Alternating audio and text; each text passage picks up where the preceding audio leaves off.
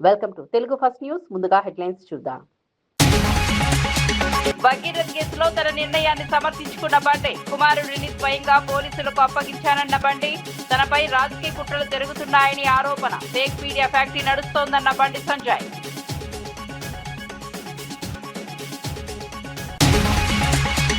Jagan మాటలనే copy చేస్తున్నారన్న కేకే రాజు. మత్స్యకారుల హామీలపై చంద్రబాబును ప్రశ్నించిన కేకే. మత్స్యకారుల సమస్యలపై వైఎస్ఆర్సీపీ పోరాటమన్న కేకే. ఓట్ల అంశంపై ప్రభుత్వాన్ని నిలదీసిన కేకే రాజు.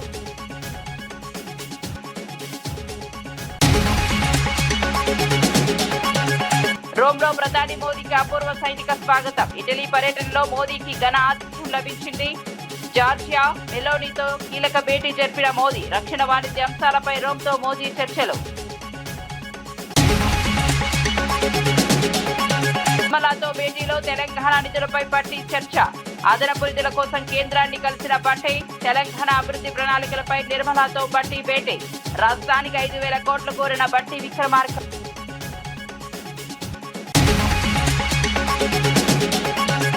కల్తీ మద్యం ఆరోపణలపై జగన్ కు కౌంటర్ ఇచ్చిన కొల్లు. ఆధారాలు ఉంటే చూపించాలని జగన్ ను ప్రశ్నించిన కొల్లు. మద్యం పాలసీలపై వైసీపీ దుష్ప్రచారం చేస్తోందన్న కొల్లు. ప్రజలను తప్పుదారి పెట్టించొద్దని హెచ్చరిక. ఏపీలో టీడీపీ ప్రభుత్వం వచ్చిన వెంటనే అత్యుత్తమ మద్యం పాలసీని తీసుకొచ్చామని మంత్రి కొల్లు రవీంద్ర తెలిపారు. వైసీపీ అధినేత జగన్ చేస్తున్న కల్తీ మద్యం ఆరోపణల్లో నిజం లేదని స్పష్టం చేశారు.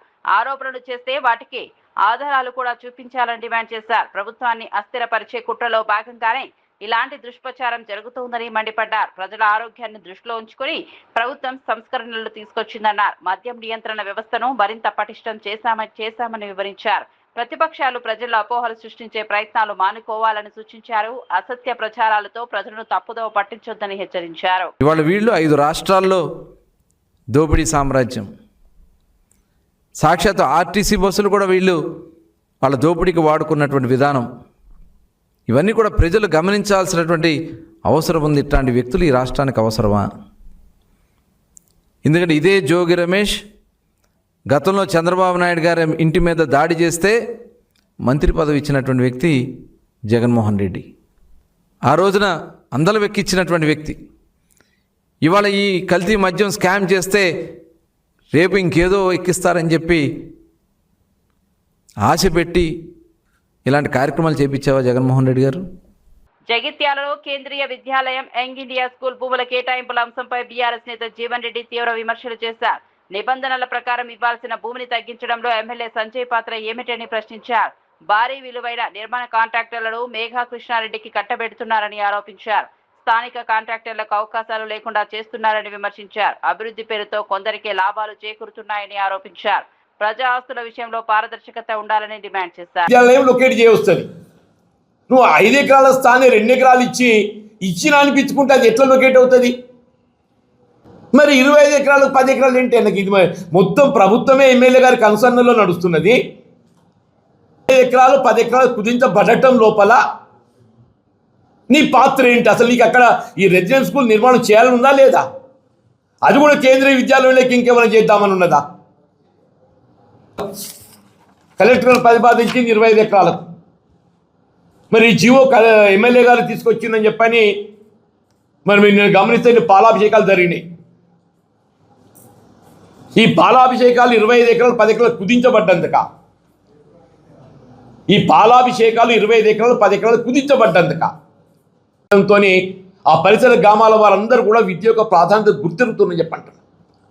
లక్ష్మీపురం అట్లాగే ఈ చెల్గెల్ సంబంధించినటువంటి మీరు అదనంగా రేవంత్ రెడ్డి గారి యొక్క ఆలోచన విధానం ఇంటిగ్రేటెడ్ రెసిడెన్షియల్ స్కూల్ ఏర్పాటు చేయాలని మరి భావిస్తున్నారో చెలిగెల్లో అది ఏర్పాటు చేయబడడానికి కావాల్సినటువంటి 25 ఎకరాల స్థలం మీరు 10 అనేది ఏదైతే ఉందో ఇది ప్రజానీకాన్ని పెట్టారు. అసలు మంజూరు చేసిందా చేయలేదా, కడతారా కట్టరా?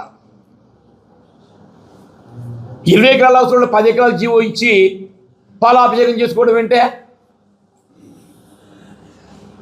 20 ఎకరాలు అవసరం అది ఉత్తర్వులు తెలిసి వెలువడ్డాయా తెలియక వెలువడ్డాయా? మరి ముఖ్యమంత్రి రేవంత్ రెడ్డి గారి జగిత్యాల పట్ల అని వివక్షతనా నిర్లక్ష్యమా? నా మీద ఏమైనా కోపం ఉంటుండని ఏవయా? ఒక్కొక్క దానికి పాఠశాల నిర్మాణానికి 200 కోట్లు ఇంటూ 100 పెట్ట 20,000 కోట్లు. ఈ 20,000 కోట్లు ఎవడు కాంట్రాక్టర్ అనేది కూడా ఏదో సాధారణ స్థానికులకైతే ఎవరికి అవకాశం లేదే. స్థానికులకి ఎవరికి అవకాశం లేదు. ఈ 20,000 కోట్లు ఏదైతుందో గుత్తాధిపత్యం పెట్టుబడిదారులు వీళ్ళ రేవంత్ రెడ్డి గారి కనుసన్నల్లో అది మళ్ళా ఏ మెగా కృష్ణారెడ్డో మరి ఎవరు నిర్మాణం చేస్తుండో మాకు తెలియదు, కానీ ఎవడున్నా కానీ ఏది ఇస్తుందో మన స్థానికులు జిల్లా వాడైతే కాదు. మంత్రి సత్యకుమార్ వ్యవహారంపై మరోసారి బీజేపీలో చర్చ మొదలైంది. బీజేపీ నేత సుదర్శన్ రెడ్డి తీవ్ర వ్యాఖ్యలు చేశారు. హైకోర్టు న్యాయవాది అంజన్ రెడ్డిపై దాడి ఘటనను ప్రస్తావిస్తూ ఇక్కడైన అరాచకాలు ఆపాలని హెచ్చరించారు. పరిస్థితులు మారకపోతే తగిన బుద్ధి చెబుతామని వార్నింగ్ ఇచ్చారు. ధర్మవరంలో అనుచరుల వ్యవహార శైలిపై కూడా అసంతృప్తి వ్యక్తమవుతోందని సమాచారం. సొంత పార్టీలో ఇలాంటి విమర్శలు రావడం ఇప్పుడు చర్చనీయాంశంగా మారింది. ధర్మవరం దగ్గర నీదో నాదో ఏదో తేల్చుకోనని చెప్పేసి సందర్భంగా సవాల్ చేస్తున్నాం. నీకు నీ అనుచరులు ఏదో గప్పాలు కొట్టుకుంటుంటారు మీడియాలో, మా మంత్రి ఇట్లా చేసి అట్లా చేసి. నేను నిజంగా నువ్వు చేసింటే నువ్వు రాజీనామా చేయి. నువ్వు పార్టీ తరఫున పోటీ చేస్తావా, లేదా నేను చేయాలా, లేదా ఇండిపెండెంట్ గా నువ్వు చేస్తావా, నేను చేయాలా, చెయ్యి. నీ పోటీ చేద్దాం, ఎవడు గెలుస్తాడో తిరుగుతాడని చెప్పేసి నీకు దమ్ముంటే రాజీనామా చేసి ఎలక్షన్లకు రావాలని చెప్పేసి ఈ సందర్భంగా సవాల్ విసురుతున్నా. అదేవిధంగా నీ పుట్టుకంత అవినీతి మాయం. నేను ఎక్కడ కూడా ధర్మాలలో వసూలు పరం చేయలేదు. ఇక్కడ లోకల్ గా ఉండేటువంటి నువ్వు ఒక బీసీ వ్యక్తి అని చెప్పేసి ధర్మవరంలోకి వచ్చి ఎలక్షన్ లో పోటీ చేయడం జరిగింది. నువ్వు నిజంగా బీసీ నాయకుడు అయితే ఎవడయ్యా వాడు నీ కంత్రి నాయకులు వచ్చేసి కర్నూలు నుంచి వచ్చి ఇక్కడ నీ పెత్తనం చెలాయించడానికి. ఇక్కడ బీసీ నాయకులు లేరా? మా బీసీ సోదరులు చాలా మంది ఉన్నారు, ఇక్కడ నాయకులు ఎవరు లేరా? బీసీ నాయకుల్ని మా సోదరులు ఇన్ఛార్జి పెట్టు, మేము అందరం కూడా చెల్లుడు చేస్తాం నీకు అని చెప్పేసి ఈ సందర్భంగా నీకు చెప్పడం జరుగుతూ ఉంది. తెలంగాణ డిప్యూటీ సీఎం బట్టి విక్రమార్క కేంద్ర మంత్రి నిర్మలా సీతారామన్తో కీలక సమావేశం నిర్వహించారు. రాష్ట్రానికి సంబంధించిన పలు అంశాలపై చర్చించారు. తెలంగాణకు అదనంగా 5,000 కోట్ల రూపాయలు మంజూరు చేయాలని బట్టి కోరారు. రాష్ట్ర ఆర్థిక అవసరాలు, అభివృద్ధి ప్రణాళికలపై వివరించినట్లు సమాచారం. కేంద్రం నుంచి రాష్ట్రానికి మరింత సహకారం అందేలా చర్యలు తీసుకోవాలని కోరారు.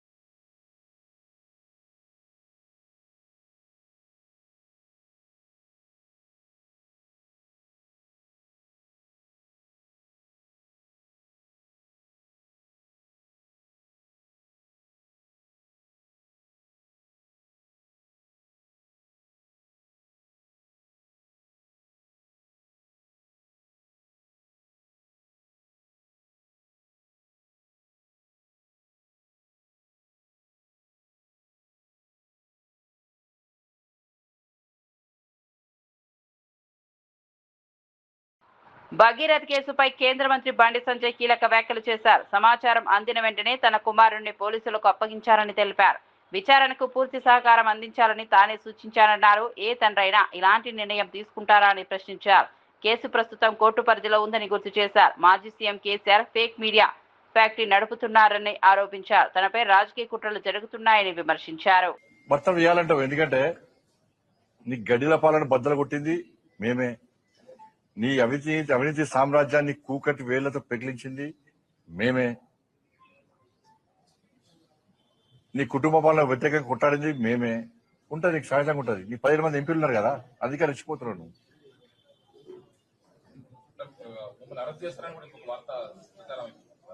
ఇప్పుడు అన్న ఈ కోర్టులో కేసు నడుస్తున్నది, కోర్టు పరిధిలో ఉన్నది. ఇప్పుడు ఒక్కరు గుర్తుంచుకోండి,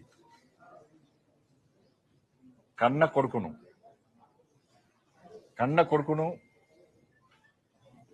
ఓ తండ్రి పోలీసులకు స్వయంగా అప్పగించినటువంటి సందర్భం ఏదైనా ఉందా? వాళ్ళ కన్న కొడుకును నేను తీసుకుపోయి విచారణకు సహకరించాలని చెప్పి నాకు సమాచారం వచ్చిన వెంటనే నా కొడుకును అప్పచెప్పిన. అరెస్ట్ చేయాలంటాడు. ఇలా కేసీఆర్ కొడుకు ఫేక్ మీడియా ఫ్యాక్టరీ నడుపుతున్నాడు. ఏం జరుగుతుంది, ఏం జరగాలి, ఏం జరిపించాలనేది ఆ కుట్రలన్నీ ఆయన చేస్తున్నాడు. కాబట్టి ఆయన నడితే సమాధానం చెప్తాడు. హైదరాబాద్ సైబర్ క్రైమ్ పోలీసులు నిర్వహించిన ఆపరేషన్ ఆక్టోపస్ 3.0లో భారీ మోసాల నెట్వర్క్ బయటపడింది. దేశవ్యాప్తంగా 13 రాష్ట్రాల్లో దాడులు నిర్వహించి 66 మందిని అరెస్ట్ చేశారు. 544 సిమ్ కార్డులను స్వాధీనం చేసుకున్నారు. డిజిటల్ అరెస్ట్, సెక్స్టార్షన్ వంటి నేరాలకు ఈ సిమ్లు వినియోగిస్తున్నట్లు గుర్తించారు. మొత్తం 101 కోట్లు దాటిన మోసాలకు సంబంధం ఉన్నట్లు పోలీసులు తెలిపారు. వ్యవస్థ ఉంది. అట్లానే ఒక గోస్ట్ సిమ్స్ని సరఫరా చేసే ఒక ముఠా కూడా ఇన్వాల్వ్ కావడం జరుగుతుంది. అన్నీ కూడా మనము ఒకసారి డెసిఫర్ చేయడానికి ఛేదించడానికి ఈ ఒక ఆక్టోపస్ ఒక ఆపరేషన్ని మనము చేపట్టాను. సో ఆక్టోపస్ 1లో మనము దాదాపు 16 స్టేట్స్లో మన టీమ్స్ పంపించి 850 కేసెస్ పైన నేరాల్లో పాల్గొనే సైబర్ క్రిమినల్స్లో 350 మ్యూల్ అకౌంట్స్ని అట్లానే 117 మందిని మనం అరెస్ట్ చేయడం జరిగింది. ఇంత స్థాయిలో ఒక దేశవ్యాప్తంగా ఆపరేషన్ను మొదటిసారిగా జరిగింది. అది కూడా మన హైదరాబాద్ పోలీసు చేసింది. తర్వాత ఆక్టోపస్ 2లో 9 స్టేట్స్లో మన టీమ్స్ పంపడం జరిగింది. 52 మందిని మనం అరెస్ట్ చేశాను. ఆక్టోపస్ 1లో మన ఫోకస్ అంతా మ్యూల్ అకౌంట్ హోల్డర్స్ పైన మన ఫోకస్ చేస్తే మనము సెకండ్ ఆపరేషన్లో ఆక్టోపస్ 2.0లో ఈ బ్యాంక్లో ఎవరెవరు ఇన్వాల్వ్ అవుతున్నారు, ఎవరెవరు ఈ యొక్క మ్యూల్ అకౌంట్ సరఫరా చేస్తున్నారు వాళ్ళపైన ఉక్కుపాదం మోపడం జరిగింది. దాదాపు మనము 52 మంది అరెస్ట్ చేస్తే దాంట్లో 32 మంది బ్యాంక్ ఆఫీషియల్స్. ఇంత పెద్ద సంఖ్యలో బ్యాంక్ ఆఫీషియల్స్ అరెస్ట్ కావడం ఒక దేశ చరిత్రలోనే మొదటిసారి. మన ఆక్టోపస్ 2.0లో చూసింది ఏమంటే బ్యాంక్లో చాలా లూపోల్స్ ఉన్నాం, దాన్ని మనము ఎక్స్పోజ్ చేయడం జరిగింది. ఎందుకంటే ఈ ఒక సైబర్ క్రైమ్ క్రిమినల్స్కి ముఖ్యంగా మెయిన్ లైఫ్ లైను ఈ మ్యూల్ అకౌంట్స్. ఈ మ్యూల్ అకౌంట్స్ లేకపోతే వాళ్ళు నేరానికి పాల్గొనడానికి అవకాశం లేదు. అందుకు మనము బ్యాంకింగ్ వ్యవస్థ పైన మనము చాలా ఫోకస్ చేయడం జరిగింది. అక్కడికే వదలకుండా మనము వివిధ బ్యాంక్ మేనేజ్మెంట్స్తో మాట్లాడాను, ఆర్బీఐ గవర్నర్తో మాట్లాడాను, అక్కడ సెంట్రల్ గవర్నమెంట్లో department of banking and financial services secretary గారితో మీటింగ్ పెట్టడం జరిగింది. ఇప్పుడు ఒక లెవెల్ ఆఫ్ అవేర్నెస్ రావడం జరిగింది. బ్యాంకింగ్ మేనేజ్మెంట్స్ కావచ్చు, సెంట్రల్ గవర్నమెంట్లో కావచ్చు, reserve bank of India officials కూడా కొంత అవేర్నెస్ రావడం జరిగింది. డెఫినెట్లీ వచ్చే రోజు ఆ ఒక ఎక్కడెక్కడ లూపోల్స్ ఉన్నో దాన్ని కూడా పరిష్కారం చేయడానికి వాళ్ళు కూడా ఏర్పాటు చేయడం జరుగుతుంది. వాళ్ళు కూడా సిద్ధమవుతున్నారు. సో నెక్స్ట్ ఈ ఒక mule account holders plus banking వ్యవస్థ ఉంది. ముఖ్యంగా ఇంకోటి నెట్వర్క్ గోస్ట్ సిమ్ నెట్వర్క్. అంటే గోస్ట్ సిమ్ అంటే నా పేరుతోనే ఉన్న సిమ్ ఇంకోటి వాడు వాడడము. అంతే, అది పేరంతా నాదే ఉంటుంది, సిమ్ కూడా నాదే ఉంటుంది, నాదే బయోమెట్రిక్స్ ఉంటుంది, నాదే ఆధార్ కార్డు ఉంటుంది. బట్ అది యూజ్ చేసేవాళ్ళు వేరే వాళ్ళు. అది ఒక గోస్ట్ సిమ్ నెట్వర్క్. దాన్ని ఛేదించడానికి మనము ఆక్టోపస్ 3.0 స్టార్ట్ చేయడం జరిగింది. 5 దేశాల పర్యటనలో భాగంగా భారత ప్రధాని నరేంద్ర మోదీ ఇటలీ రాజధాని రోమ్ చేరుకున్నారు. అక్కడ మోదీకి అపూర్వ సైనిక స్వాగతం లభించింది. ఇటలీ ప్రధాని జార్జియా మెలోని స్వయంగా ఆహ్వానించారు. గార్డ్ ఆఫ్ ఆనర్తో ఘన స్వాగతం పలికారు. అనంతరం కొలోసియం వద్ద ఇరువురు నేతలు ద్వైపాక్షిక అంశాలపై చర్చించారు. రక్షణ, వాణిజ్యం, హరిత ఇంధన అంశాలపై ప్రత్యేక దృష్టి సారించారు.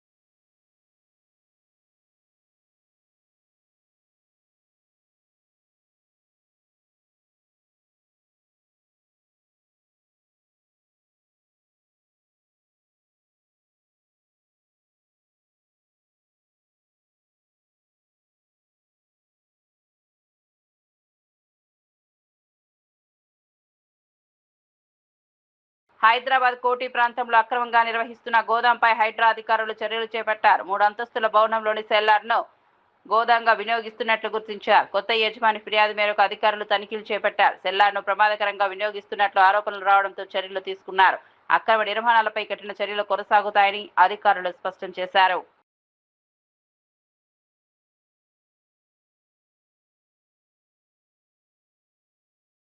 ఎంకక్ బిల్డింగ్ ఉన్నది 4-5-485 నేను కొనేసిన తర్వాత వీళ్ళు నాకు డిమాండ్ చేస్తున్నారు 1.5 crore. లేదంటే ఈ దీనికి అన్ని లోపల చెత్త పెట్టినారు, which is prone to fire tragedy. And I have raised complaint before Hydraa. Hydraa వాళ్ళకి 15 days టైం ఇచ్చినారు. 15 days టైంలో ఏం చేయలేదు, చెత్త తీసుకోలేదు, ఏం తీసుకోలేదు. మళ్ళీ ఇస్తే ఇప్పుడు వాళ్ళు to break open the lock అని చెప్పినారు. అది షట్టర్ తీసుకుంటున్నారు అంది. హైడ్రా చెప్పినా నువ్వు కరెక్టే ఉన్నావు, నేను వచ్చి 15 days టైం ఇచ్చినారు. 15 days తర్వాత 3 months అయిపోయినాయి, ఇప్పుడు వరకు వాళ్ళు ఏం చేయలేదు. ఇప్పుడు మళ్ళీ వచ్చి హైడ్రా వాళ్ళు చేస్తున్నారు. నాకు 9 months అయింది. 9 months నుంచి కూడా ఒక చుక్క పైసా కూడా ఇవ్వలేదు. మత్స్యకారుల హక్కుల అంశంలో జగన్ ఇచ్చిన హామీలను ఇప్పుడు చంద్రబాబు కాపీ చేస్తున్నారని వైఎస్ఆర్సీపీ నేత కేకే రాజు విమర్శించారు. జువెల్లిదిన పర్యటనలో జగన్ మత్స్యకారులకు భరోసా ఇచ్చారని గుర్తు చేశారు. పోలీసులు సీజ్ చేసిన బోట్లను దొంగిలించడం హాస్యాస్పదమని అన్నారు. మత్స్యకారుల సమస్యలపై వైఎస్ఆర్సీపీ ఎప్పుడూ పోరాడుతుందని స్పష్టం చేశారు. సంబంధించి అయినా ఒక పెట్టుబడుల సదస్సు అయినా ఎక్కడైనా పెట్టుబడుల సదస్సులు జరిగితే ఎవరైనా ఏం మాట్లాడదంటే ఆ పెట్టుబడులదారికి మేము ఎలాంటి ప్రోత్సాహాలు ఇస్తున్నాం, ఏ విధంగా పెట్టుబడులు మేము ఆకర్షించాం, ఈ పెట్టుబడుల వల్ల ఆ ప్రాంతానికి ఎలాంటి మేలు జరుగుతుంది, ఆ ప్రాంతంలో ఎంతమందికి ఉపాధి కలుగుతుంది, ఆ ఉపాధి ఉద్యోగ అవకాశాలతో పాటు ఈ రాష్ట్రానికి ఏ రకంగా ఆదాయం వస్తుందని మాట్లాడుతున్నాం. కానీ ఈయన ఏమీ మాట్లాడట్లేదు. ఎంతసేపు 2 సంవత్సరాలు అయింది అధికారంలోకి వచ్చి, ఏమీ చేయలేకపోయాం, ఈ రాష్ట్రాన్ని పరిపాలించడం మన చేత కావట్లేదు. రేపు మళ్ళీ వచ్చేది అధికార ప్రజలందరూ కూడా జగన్మోహన్ రెడ్డి గారు చేసిన సంక్షేమం గురించి, జగన్మోహన్ రెడ్డి గారు చేసిన అభివృద్ధి గురించి చర్చించుకుంటూ ఉన్నారు. ఏదో రాకుండా మనకి ఛానల్స్ ఉన్నాయి, పత్రికలు ఉన్నాయి, వీటి ద్వారా జగన్మోహన్ రెడ్డి గారి మీద బురద చల్లాలనే ఉద్దేశంతో సమయం సందర్భం లేకుండా వెటకారంతో ఒక బాధ్యతాయుత పదవిలో ఉన్న ముఖ్యమంత్రి స్థానంలో ఉన్న వ్యక్తి వెటకారంతో వ్యంగ్యాస్త్రాలతో జగన్మోహన్ రెడ్డి గారిని గత వైఎస్ఆర్ కాంగ్రెస్ పార్టీని దూషించడం. నిన్న ఒకవైపు తండ్రి ఏమో అక్కడ ఎలాంటి మనం చూసాం, గాడిలో వంట ఉండటం ఎలాగానే చూసాం. ఒకవైపు కొడుకేమో నేను ఇంటికి తీసుకొచ్చి మత్స్యకారులను తీసుకొచ్చి డ్రామా ఆడుతున్నారు. గతంలో మనం చూసాం మత్స్యకారుల బోట్లకు సంబంధించి ఏం జరిగిందో అనే పరిస్థితి చూసాం. పోలీసులు సీజ్ చేసిన బోట్లని ఎవరన్నా దొంగిలించడం అనేది హాస్యాస్పదం. పోలీసులు సీజ్ చేసిన బోట్లని ఏదో పోలీస్ స్టేషన్లనే దొంగిలించిన విధంగా ఏ విధంగా చేశారో ఆ డ్యామేజ్ని కవర్ చేసుకోవడం కోసం ఆయన నేనేదో రకరకాలుగా చంద్రబాబు నాయుడు గారు ఏ విధంగా మాట్లాడారు, ఎవడు అడ్డుకుంటాడు, ఎవడు చేస్తాడు, మన తీరం మన ఇష్టం అంటే జగన్మోహన్ రెడ్డి గారు గతంలో చెప్పారు. జువెల్లిదిన్నికి వెళ్ళినప్పుడు మిమ్మల్ని అడ్డుకునేది ఎవరు, మీ హక్కుల్ని భంగం కలిగించేది ఎవరు, నేను మీకు రక్షణగా ఉంటానని జగన్మోహన్ రెడ్డి గారు వాళ్ళకి నమ్మకాన్ని భరోసాని కల్పించడం జరిగింది. దాన్ని ఈరోజు ఈ స్కిట్ చంద్రబాబు నాయుడు మళ్ళీ కాపీ చేసి ఈ విధంగా మాట్లాడుతున్నాడు. గత నెలలో కూడా మనం చూసాం చంద్రబాబు నాయుడు గారి యొక్క ధోరణి. 45 సంవత్సరాల ఇండస్ట్రీ, కేంద్ర ప్రభుత్వం నా వల్లే నడుస్తుంది, ఈ దేశంలో నేనే సీనియర్ రాజకీయ నాయకుని అనుకునే చంద్రబాబు నాయుడికి ఎంత అవగాహన రాహిత్యంతో, ఎంత బాధ్యత రాహిత్యంతో రాజకీయాలు చేస్తున్నాడనే దాని నిదర్శనం ఏంటంటే ఈ రాష్ట్రంలో, ఈ దేశంలో పెట్రోల్కు సంబంధించి, డీజిల్కి సంబంధించి డిమాండ్ అండ్ సప్లై మీద కూడా కనీస అవగాహన లేని ముఖ్యమంత్రి, సీనియర్ నాయకుడు, ఈ దేశంలోనే అత్యంత వృద్ధ రాజకీయ నాయకుడు ఎవరన్నాడంటే చంద్రబాబు నాయుడు మాత్రమే. దానికి నిదర్శనం ఏంటంటే గత నెలలో ఎవరైతే సామాన్యులు, చదువు సంధ్య లేని పేద ప్రజలు, లేకపోతే కొంతమంది ఎవరైనా సామాన్యులు అంటే వాళ్ళు ఎవరైనా ఆందోళన ఏ విధంగా చెందుతారో ఆ విధంగా రాష్ట్రం ఏమైపోయినా పర్వాలేదు, మిగతా 25 జిల్లాలు ఏవైపోయినా పర్వాలేదు, అమరావతిలో నిర్మాణాలు ఆగకూడదు, అమరావతిలో నిర్మాణాలు ఆగితే తనకు వస్తున్న 70% 80% కాంట్రాక్టర్లో కమిషన్లన్నీ కూడా ఆగిపోతాయి.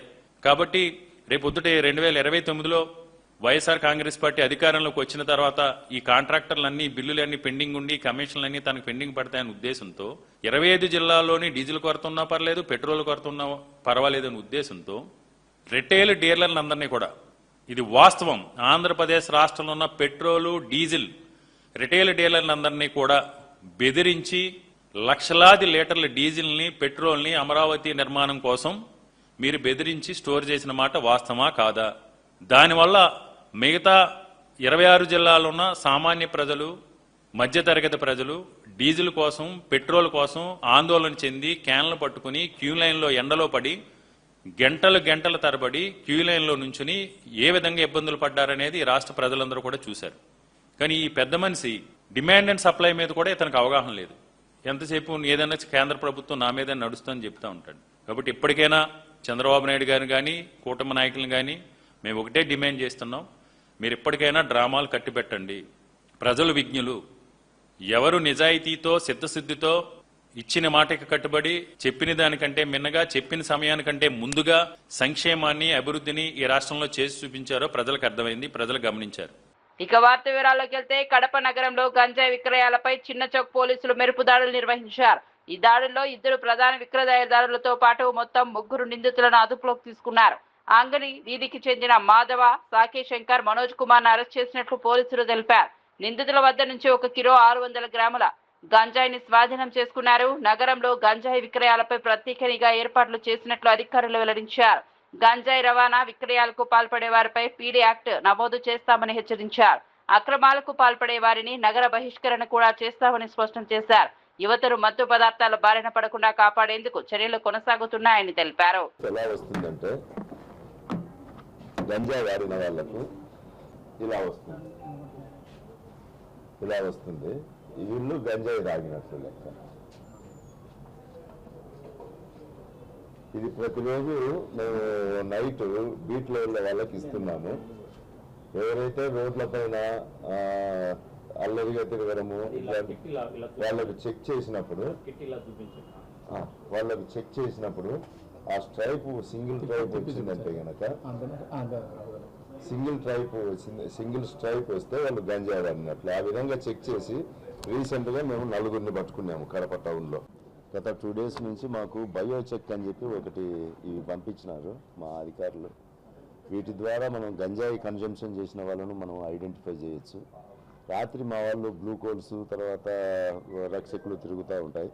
తర్వాత మేము వాళ్ళ ద్వారా అందరిని చెక్ చేస్తే మాకు 2 మనుషులు దొరికినారు. ఈ బయోచెక్ చేయించినప్పుడు వాళ్ళ యూరిన్ డ్రాప్ను దీనిపైన వేస్తే కనుక ఒక్కటే స్ట్రైప్ వస్తే అతను గంజాయి వాడినట్లు, ఒకటి కాకుండా మల్టిపుల్ స్ట్రైప్స్ వస్తే అతను గంజాయి వాడినట్లు. ఆ విధంగా మేము ఇద్దరు వ్యక్తులను అరెస్ట్ చేసినాము. వాళ్ళను విచారిస్తే కనుక వాళ్ళు గంజాయి ఎవరు సప్లై చేస్తున్నారో చెప్పినాడు. అతన్ని కూడా అరెస్ట్ చేసినాము. అరెస్ట్ చేసి వాళ్ళ దగ్గర నుంచి 1 kg 600 grams గంజాయి సీజ్ చేసినాము. దానిపైన ఎఫ్ఐఆర్ కట్టి ఇంకా విచారిస్తున్నాము. ముగించే ముందు హెడ్లైన్స్ మరోసారి చూద్దాం. భగీరథ్ కేసులో తన నిర్ణయాన్ని సమర్థించుకున్న బండి, కుమారుడిని స్వయంగా పోలీసులకు అప్పగించానన్న బండి, తనపై రాజకీయ కుట్రలు జరుగుతున్నాయని ఆరోపణ, fake media factory నడుస్తోందన్న Bandi Sanjay.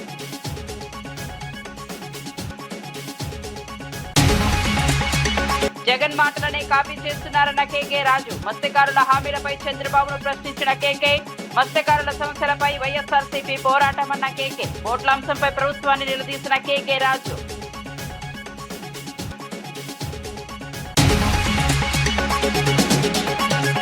రోమ్లో ప్రధాని మోదీకి అపూర్వ సైనిక స్వాగతం, ఇటలీ పర్యటనలో మోదీకి ఘన ఆతిథ్యం లభించింది. జార్జియా మెలోనీతో కీలక భేటీ జరిపిన మోదీ, రక్షణ వాణిజ్య అంశాలపై రోమ్తో మోదీ చర్చలు. నిర్మలాతో భేటీలో తెలంగాణ నిధులపై పట్టి చర్చ, అదనపు నిధుల కోసం కేంద్రాన్ని కలిసిన బట్టి, తెలంగాణ అభివృద్ధి ప్రణాళికలపై నిర్మలాతో బట్టి భేటీ, రాష్ట్రానికి 5,000 కోట్లు కోరిన బట్టి విక్రమార్క.